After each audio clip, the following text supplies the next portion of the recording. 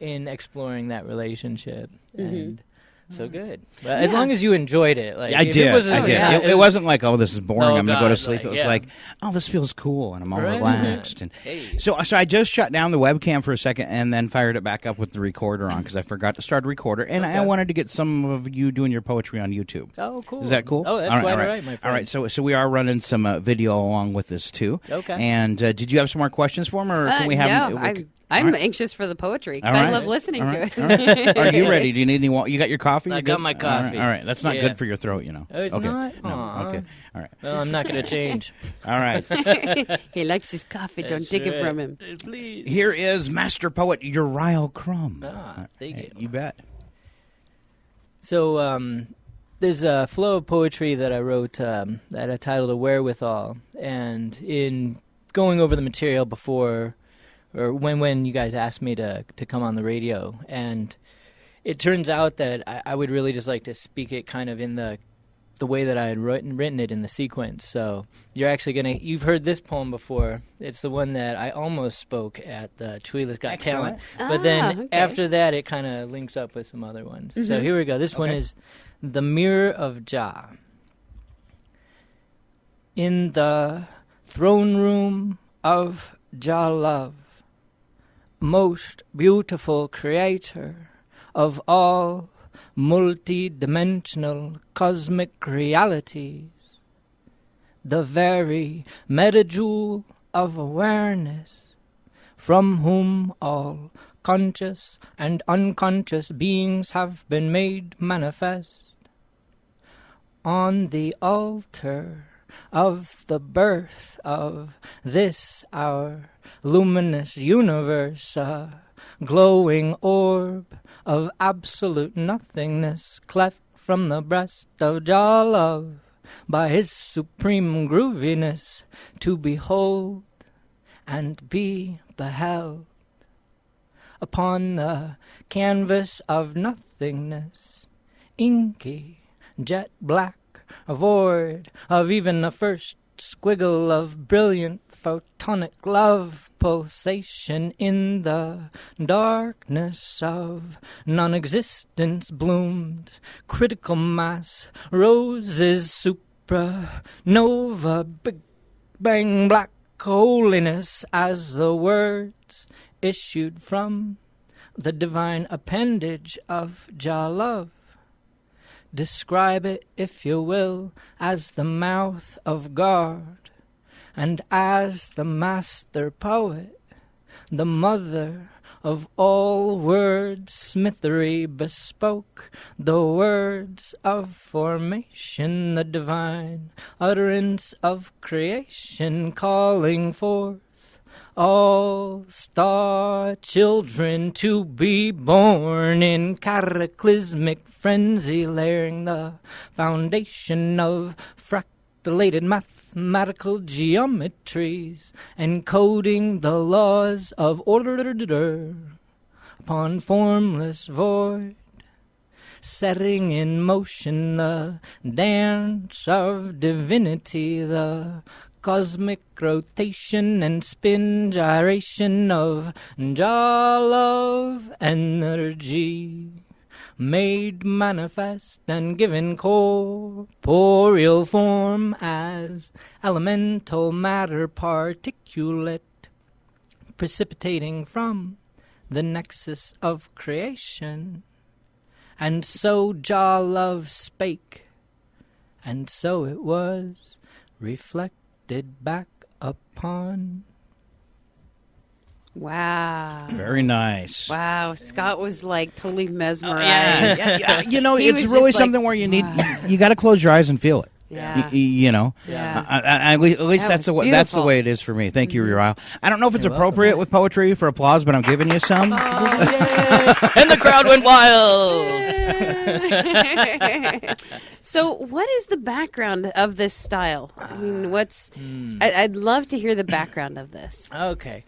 Way back in the day, when I first started writing poetry, it was like rhyme and meter. I call them my nursery rhymes because it's like the first form of poetry that we're exposed to as kids. And it was later when I'd read some Sufi poetry. So the Sufis are the mystics of Islam, the whirling dervishes, and they wrote this love poetry to God. Like, God is their lover and they the beloved. Just intimate, amazing, spiritual ecstasy, in life. And so either because it was a translation from Arabic or what, but it was not rhyme and meter.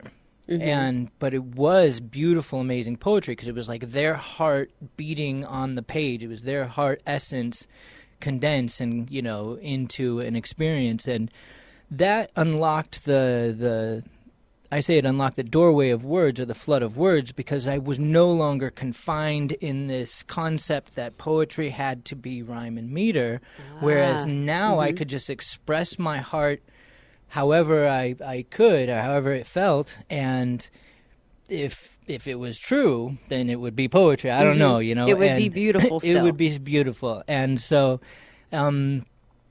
that's really where, but then the side effect of the fact that it was spiritual poetry, has pretty much colored most of my poetry ever since, because for me, when I first embraced this kind of poetry, it was about the spiritual experience or spiritual expression. And so almost all of my poems deal with the spiritual, mixed with the physical, because, hey, we're a little bit of both. Yeah, we're physical beings, and yeah.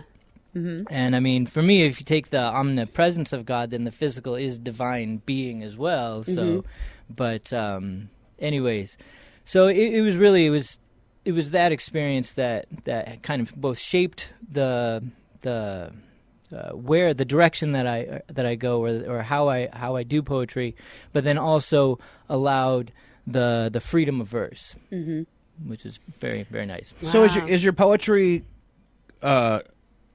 tied closely with your with your spirituality? Very intimately.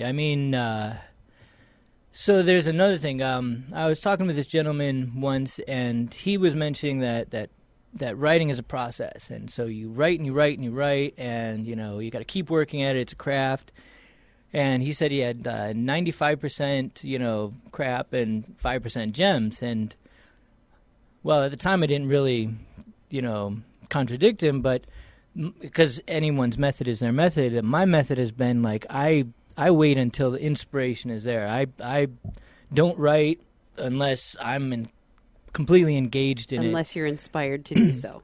And so because of the process I've used or allowed myself, it's about 95% gems, 5% crap. So, it's just, it's however, you're able to do whatever. Yeah, I don't like that. No, but, I just don't feel like writing not so great stuff. But the other thing is I have no idea when the next poem is going to come. It's years in between or, sometimes minutes? only a couple months. No, exactly. And but I also think that gives... So I also don't want to rewrite what I already wrote before, even though I'm dealing with similar subject matters like, the spiritual experience and stuff like that.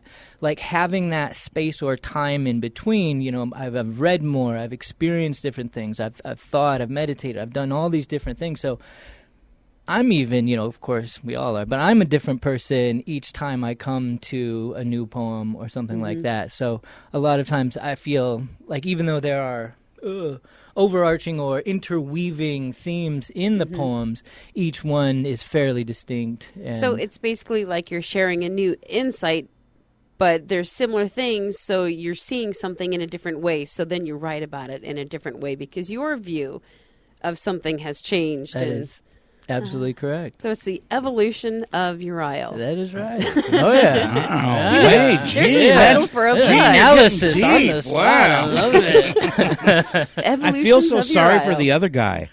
That's writing 95% crap. Yeah, I know. Well, again, however it works for someone, really is what I took from that. And I just, as I said, at that moment, I didn't feel like comparing the two, Whenever you're creating something, if you push it, you're going to have a problem. I always had a problem with, and it's not, probably the same level as your talent, but I always had a problem when I had to build a website. When somebody would hire me to build a website, and they give me some samples of maybe things that they like or colors that they like or something like that, but then you have to come up with a concept that matches, that matches their business, but also that they're going to like personally. Exactly, and while you have a few clues, that's usually not enough to go on. And there's so many times where you just can't push that, and I'll sit in front of the computer, finally I'll give up and just walk away. Okay. And maybe come back at it again and get frustrated and just walk away. Right. And then maybe the third or fourth time you sit down and you start going through it, and then it all clicks and it comes together. And it's all amazing. The colors flow together and all that kind of stuff. And you're like, okay, I got it. Right. But there's been so many times where I've just gotten up and said, okay, I'm not working on this website now. It's not happening. Right? Exactly. It's not in my head. So. Recognizing that, like when you're at a point where you need to just, stop and do something else, because the focus is gone or you're not being productive. Or the muse is gone. The muse is gone. Ooh, I love that. And the muse is gone. So I hope you brought one more in one. Oh, yeah. All right. Hey, bring us another one. There we go. Yep. Once again, Uriel Crum. This is well-spaced lines. Each word creates boundaries and guidelines to channel the flow of information. Each echo resounds against echoes rebounding within the echo of your words. There is a bridge between us, a gently swaying vastness, a vastness spanned by a strand of gossamer. I see you over there, breathing hard. Amidst smiles I tug, ever so slightly upon golden gossamer silkiness. Wow. That sounded like a kind of a love thing there. Potentially, but actually that was Emily Dickinson inspired. Like I just read like a whole bunch of Emily Dickinson, and that poem came to you. Huh? Yeah. Wow. Wait, no, that wasn't the Emily Dickinson one. I'm so sorry. This was actually Mae Swenson. Please forgive me. There's another one that's actually Emily Dickinson inspired. This is Mae Swenson. She wrote a poem, probably the most amazing, sensuous poem ever, called 4-Word Lines.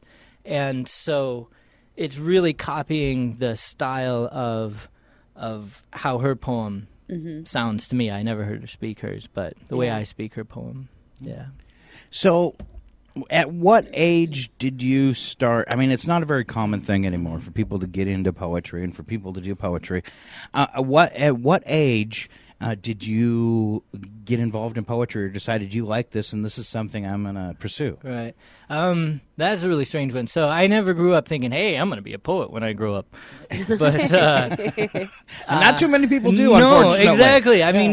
I mean, we are pervaded with poetry in our music. Like it's hidden, but it's there because we don't call it poetry. But making the verse, and then there's the rhyme, and then there's the the way that they're expressively singing it. There is poetry like completely surrounding our society if you listen to music with words. But anyways,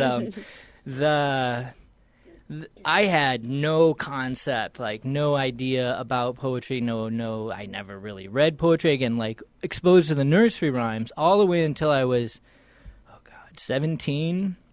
And then the group of friends that I kind of fell into, like really good people, they went to cafes and wrote poetry. So I found myself one evening in a cafe and at a table with people with pens and paper. I'm like, well, I guess I'd better write something. So Roses are red, violets are blue. Exactly. No, and it was the first one was some observational. There's some fan on the wall. I'm like, this large fan on the wall, blah, blah, blah.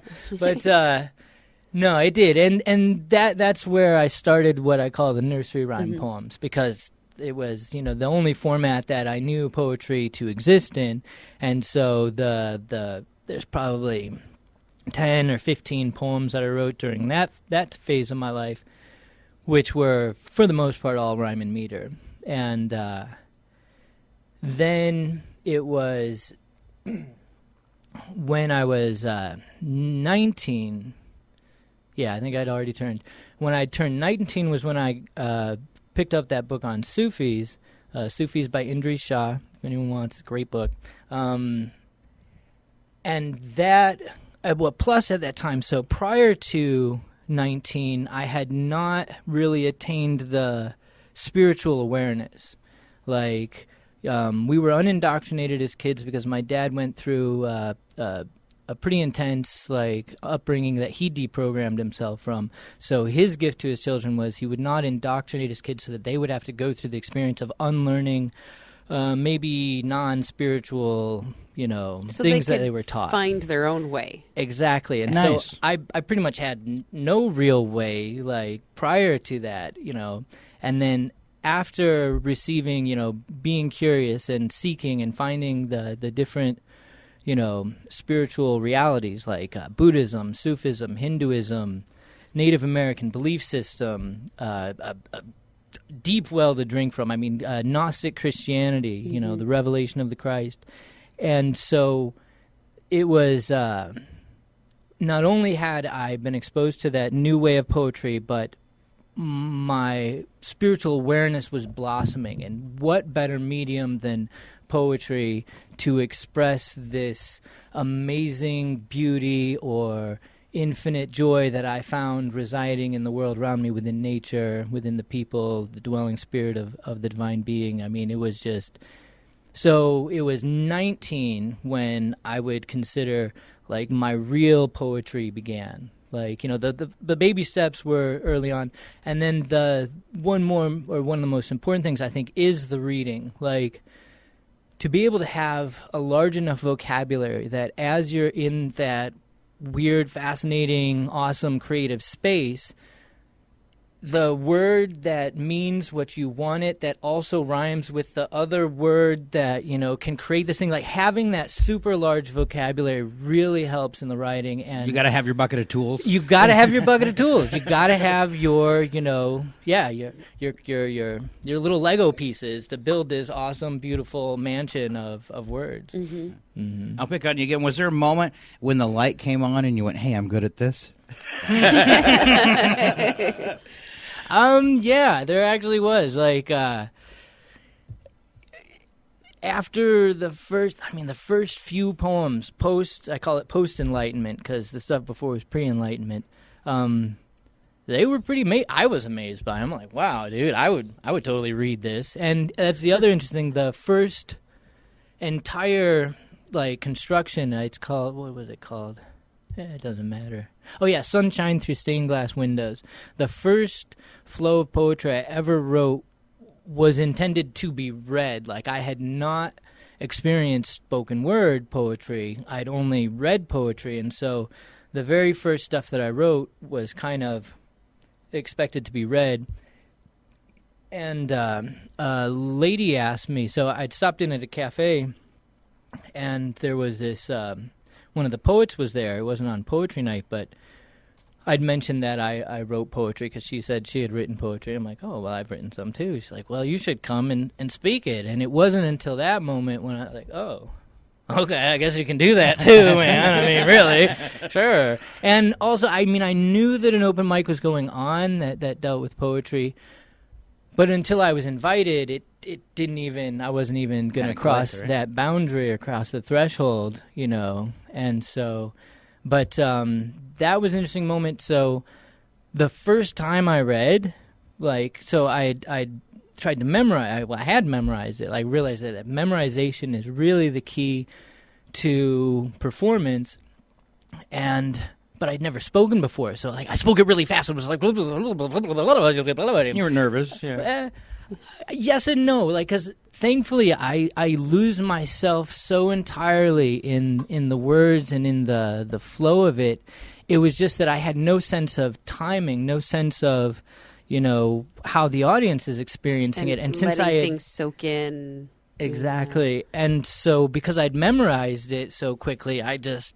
spoke it at that speed because, but I quickly, even while I was speaking or maybe just slightly afterwards as I was analyzing the memory of the experience, I was like, That was really fast. Like, that was probably really super fast. Like, you don't even have time to react to the first image until the next image is, like, hammering into your skull, and it's like, whoa, wait a second, man. Now, see, you just touched on something that I think is very important, because when I hear poetry, it's like Scott says, you have to close your eyes and you experience it. I'm a very visual person. Okay. And so as things are, like when I'm reading a book, I will just create these pictures in my mind. So it's like this slow rolling movie that's going on.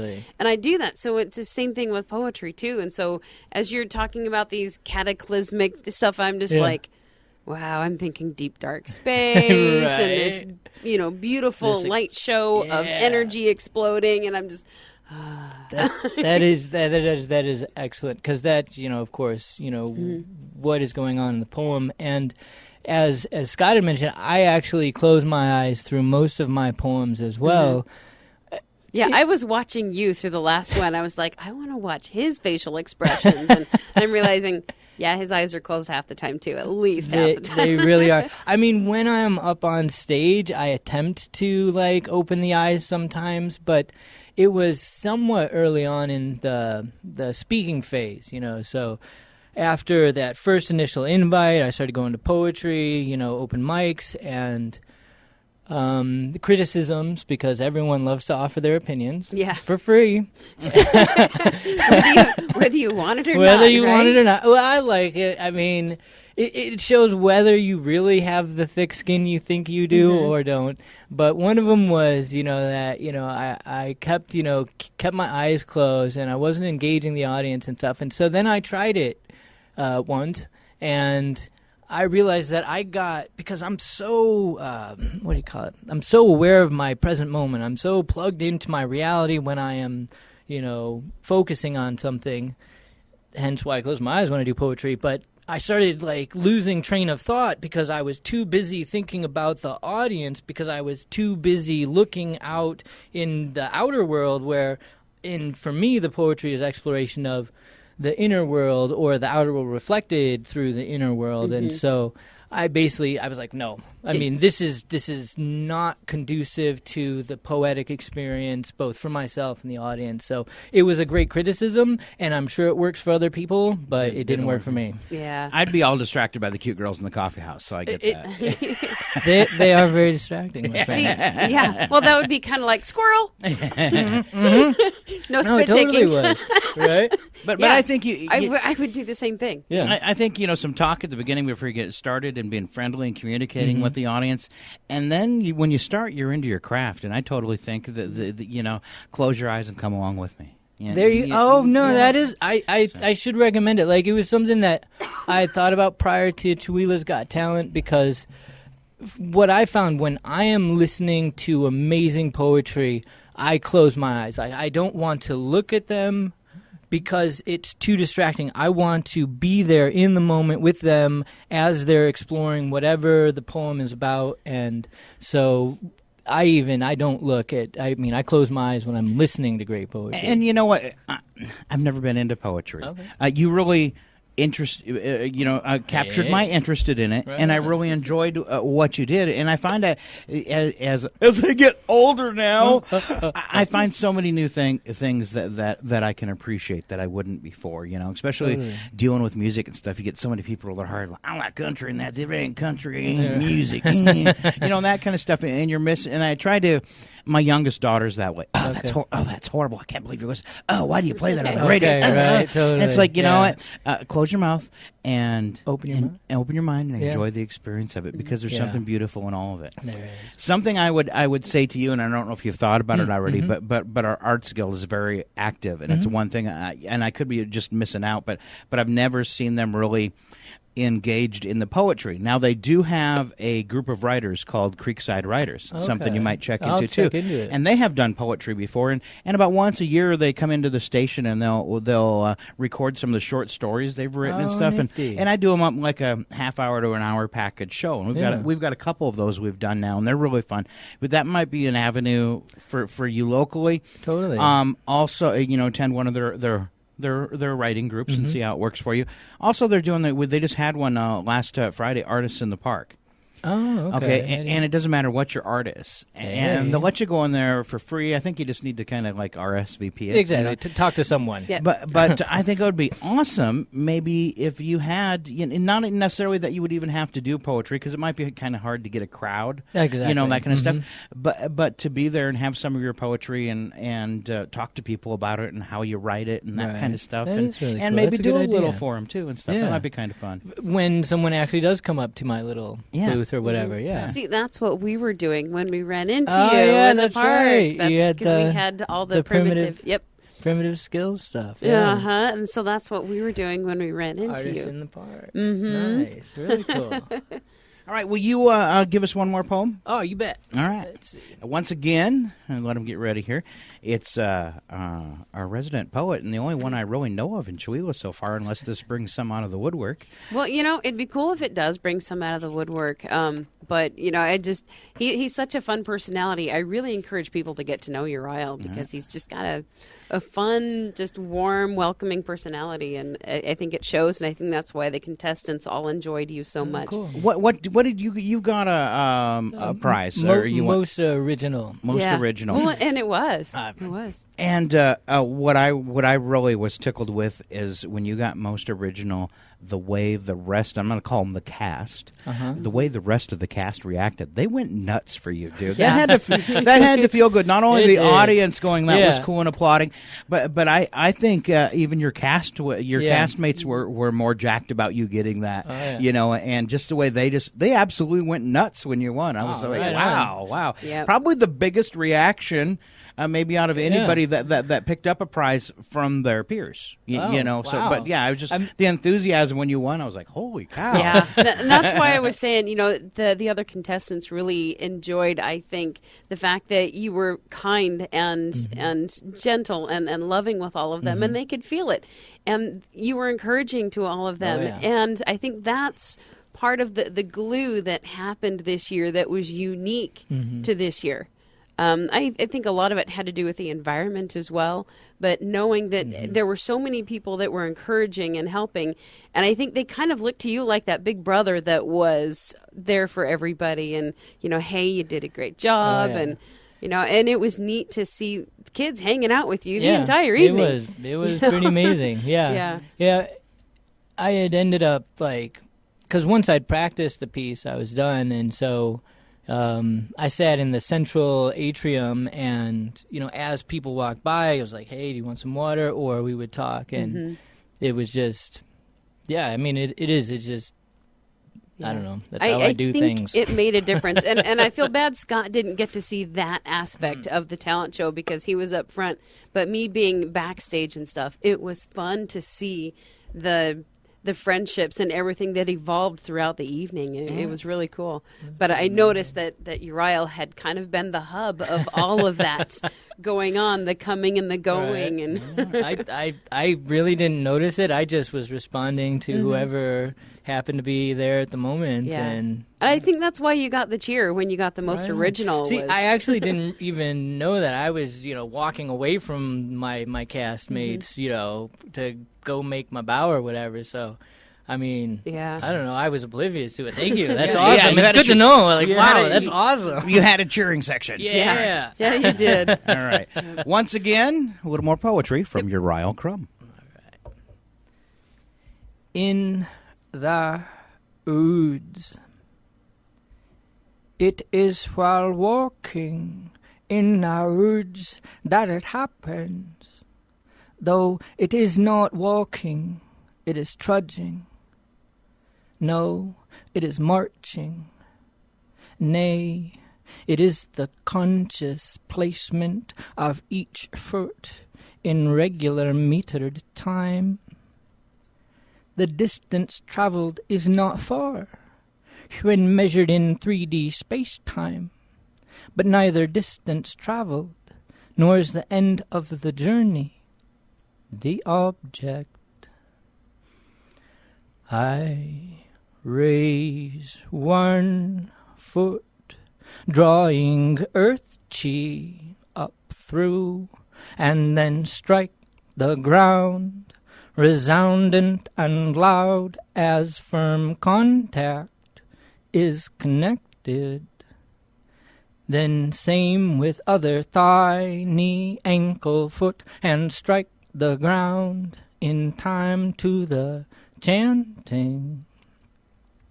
The Buddhist like Native American chanting that is resonating in my chest, advocating the palpitating air, invoking echoey reverberation within and amongst the formless surrounding me.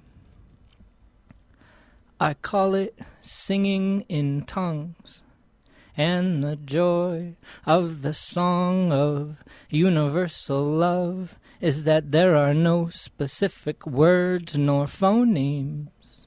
There is no absolute correct sequence of utterance, and therefore I shall never forget this poem of all beginnings. Raw emotional expression is unveiled with each utterance, softer, louder, heart-rending and compassionate, until tears are wrung from me as the sound of my chanting cries of our combined suffering.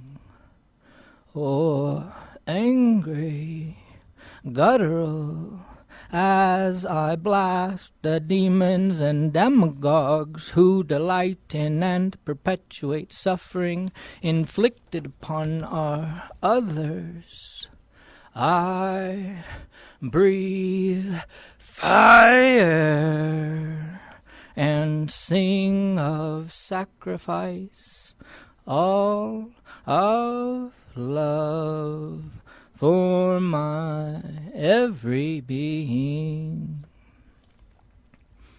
The dance chant is a river, shallow, soft, gurglings with mini cascades into clear pools of light, channeled now into swiftly moving currents, rock-bounded rapids foaming, racing, embracing the terrain, flinging its mane of bubbles as water inertia connects and reacts with earth inertia, until the ground melts away and a chasm of the abysm opens its mouth to swallow whole this torrential outpouring.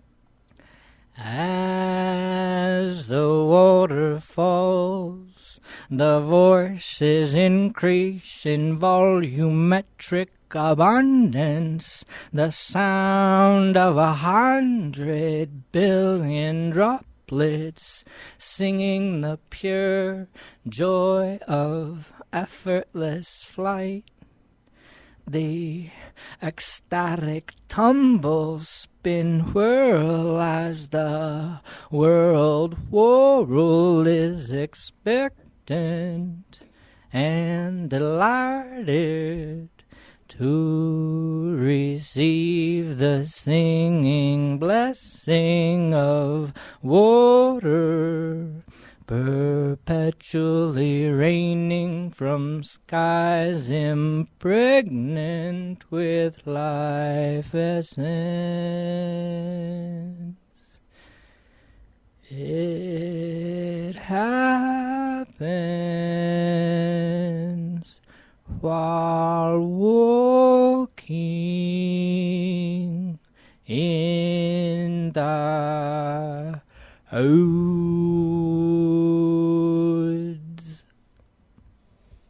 Wow. All right. I'll never be able to take a walk through the woods the same again. Poet Wow. Uriel Crum. Yay! Wow. I just looked out the window. We got to throw that plug out to Mary Kay because I'd said, it doesn't look like rain out there. Then I stepped outside and saw the big cloud coming in from the west, and it is raining quite heavy out there, which kind of added to your poetry, too. It's a poem about rain, or it has in it. Wow. So, what if, do you have any Facebook, website, anything like that going on if somebody wanted to get in touch with you and collaborate or have you come out and perform for their group? Oh, totally. Or something Hey, like that? I do parties too. All right. Kind of not really. So, I was into the Facebook till someone mentioned that their small fine print said that they have the right to use whatever you put on their site. And so because I'm a poet, I put poetry on there, and that's when someone was like, hey, wait a second, if you don't watch out, they're going to basically claim that they can do whatever they want with the material that's put on it. And so that was when I cold turkeyed it. I was like, I understand it's a free medium, and I guess they need to make money somehow, but big bold print warning flashing, that would have been nice. Whereas who reads the super long EULA agreement? Nobody reads the EULA agreement. Like, I just want to get through this. Like, click, click, click, click. Okay, good. So, what do you mean you get my firstborn? Right? No, totally, exactly. What do you mean I have to give you a kidney? Right. And so that's just where I stopped that. I do have an email that I sometimes check, but ultimately, not yet. Okay, not yet. Not yet. But, it is something that I'm really planning to do in the future pretty soon, is actually to have a website, because, one, I would like, just people to have access to the sound files, of the poetry. So I really, want to get to a point where I've recorded them and put them on there. But then I also really like other people's poetry. Mm-hmm. Like, there are certain artists that have their poems just blow me away, and I love them so much that I plan to host, like, on this website in the future, my website of the future, to have me speaking these other poems as well. And because artist has to eat, I imagine selling my own poems, but the other person's poetry is not my copyright, so those would be for free. Now, have you ever considered actually putting all of this into a book and publishing them? I have considered it many times. So I actually, before I even spoke poetry, had compiled a complete, so really it's, inspiration hits, you write a poem, you've got a notebook.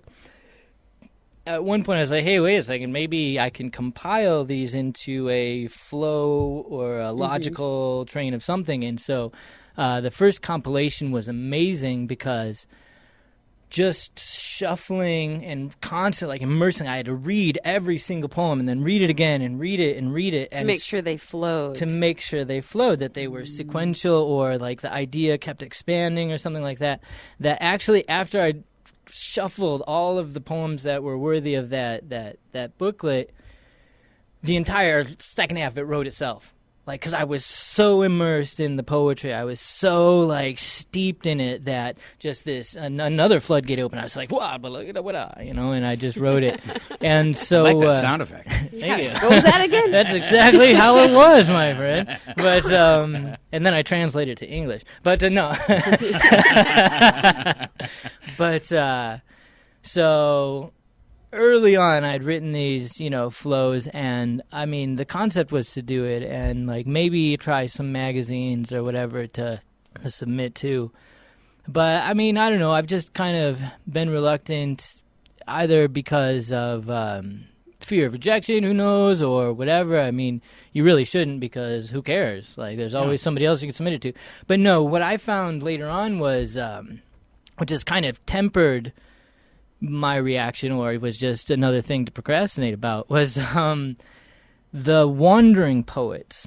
So the people that were traveling, the traveling poets, they were in town for 1 week only and hitting all the open mics and then traveling on. They had a CD and they had a booklet, right? The traveling poets. Mm-hmm.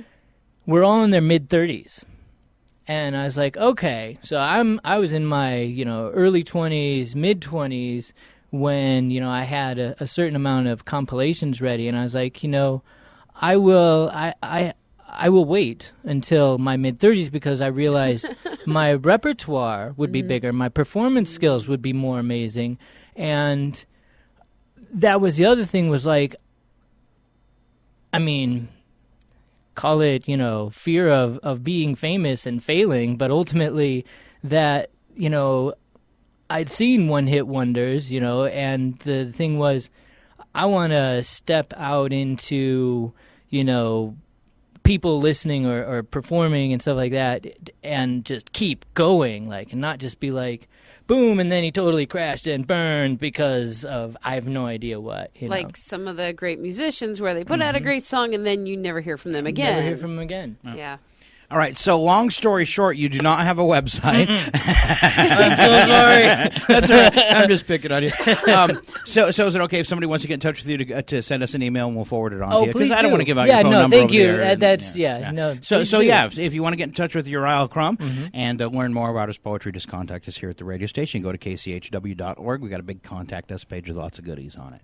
Send us a note. We'll pass it on to Uriel. Thank you. All right. Well, thank you so much for coming in today and spending the hour with us. It was totally awesome. This has been fun. You're welcome, and thank you for inviting me. All right. Yeah. All right. First time we did poetry on the radio. So now I said we did the Creekside Writers, but I can't remember for sure if there was any poets in there.